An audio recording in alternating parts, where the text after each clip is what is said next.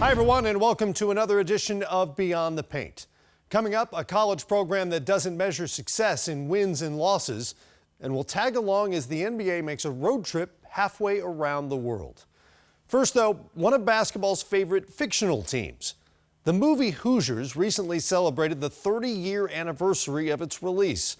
The film is a Cinderella story set in basketball-obsessed mid-century Indiana.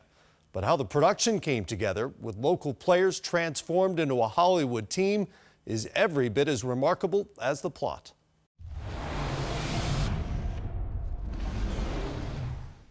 Well, those of you who don't know, my name is Norman Dale. I coached college ball for 10 years, but it's been 12 years since I've blown this, so I'm going to be learning from you just like you learned from me. Inspired by the real-life legend of tiny Milan High School's Miracle State title in 1954, writer Angela Pizzo and director David Anspaugh first came up with the idea for Hoosiers as students at Indiana University. I mean, I played high school basketball, and you knew it was tournament time because every year, every coach in every small town would do the same as our coach. You know, oh God, here comes the Milan story again. You know, fellas, you know, there was a team back when, you know, down in Milan, Indiana. I think the biggest underdog story is us getting it made. It was a pipe dream, basically, just a fantasy. We had no experience. We were first-timers. So the odds were tremendously against us. In hindsight, Hoosiers looks like an obvious hit, with its overcoming the odds story steeped in Americana. The movie's marquee names, Gene Hackman, Barbara Hershey, and Dennis Hopper, co-star with small-town Indiana, where it was filmed with reverence and a small measure of trepidation.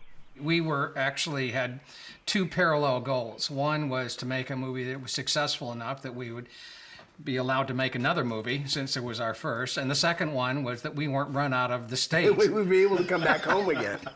Authenticity and a modest Hollywood budget dictated that aside from the film's biggest stars, the cast would consist almost entirely of Indiana natives. But Pizzo and Anspaugh were also especially concerned with ensuring that the game scenes would be as real as possible. And to that end, they made a critical decision.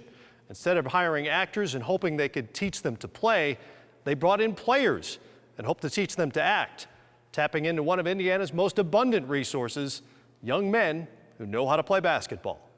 From the thousands who auditioned emerged a team, mostly former high school and small college players. The one non-Hoosier to make the cut was also the lone aspiring actor. David Nydorf won his role in L.A. and began playing pickup ball to prepare. I was like kind of into method acting back then, and I brought a basketball and I was carrying it around, and I remember like Steve distinctly like looking at me and looking at the ball, right, and going, "What are you doing?" And I go, "I'm Robert De Niro, man. I'm carrying the ball around." But the team's star player had no such aspirations. Before landing the part of Hickory hero Jimmy Chitwood, Morris Volinas was a college student and knockdown jump shooter who'd passed on the audition. The casting director found him at a pickup game. All I did that day was run up and down the court, shoot some baskets, dribble, dribble, dribble. It said, "Come read tomorrow." Right. I read that next day, and they said, "You have a part in the movie." He didn't try out, but he had a great look about him, and he just looked like kind of a classic shooter. And he was a great shooter. Not much of a basketball player, but a great shooter. With a cast in place, the young Huskers received tips from their new coach. He came early, and we all spent a number of days with him, and we had private. Can you imagine what this would go for at a silent auction? We had private acting lessons with Gene Hackman one-on-one. The 50s-style basketball, most of it unscripted, was the easy part. In a first critical scene with Hackman, and with the aid of a slightly underinflated ball, Volinas put on perhaps the greatest shooting display in cinematic history. Literally, a lot of people who saw that scene, really, it looked like he never missed one. But the last shot that he does miss, that wasn't planned. For just over a month of production, the Huskers got the hang of movie making. Steve Holler threw a Hollywood punch. Nydorf nailed a touching moment with his movie dad, Hopper. Living together, the young actors built real-life camaraderie and momentum towards the movie's climax, the state championship game at Butler University's Hinkle Fieldhouse, where the real-life Jimmy Chitwood made history. But when it came to the story's ultimate scene, Hickory's hero was having a horrible warm-up. Volinas, who never made his high school team, was about to take the biggest shot of his life and couldn't find his stroke. Oh, I sucked. Yeah, I was bad. Streaky shooting at some point.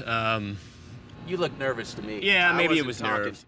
Hackman, who famously told Hopper the movie would doom their careers, was having doubts about his star player.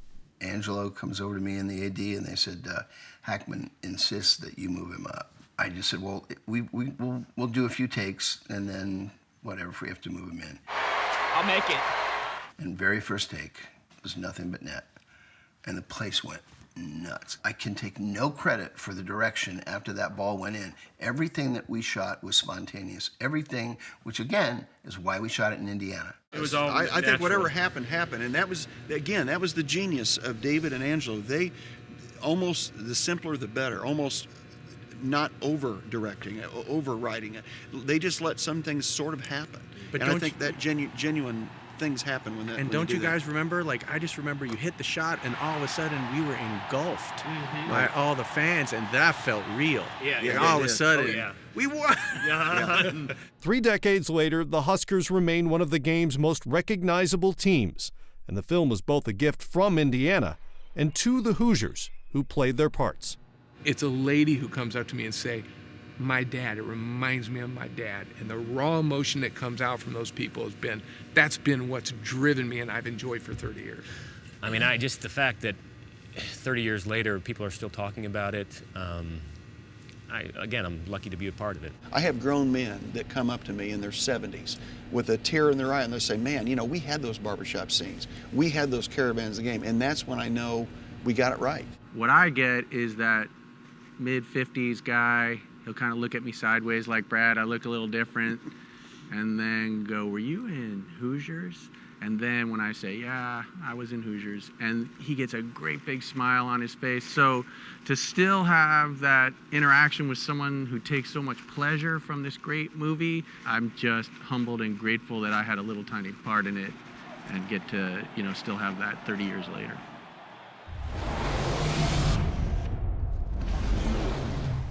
A few of the Huskers continued on with acting after Hoosiers with varying degrees of success.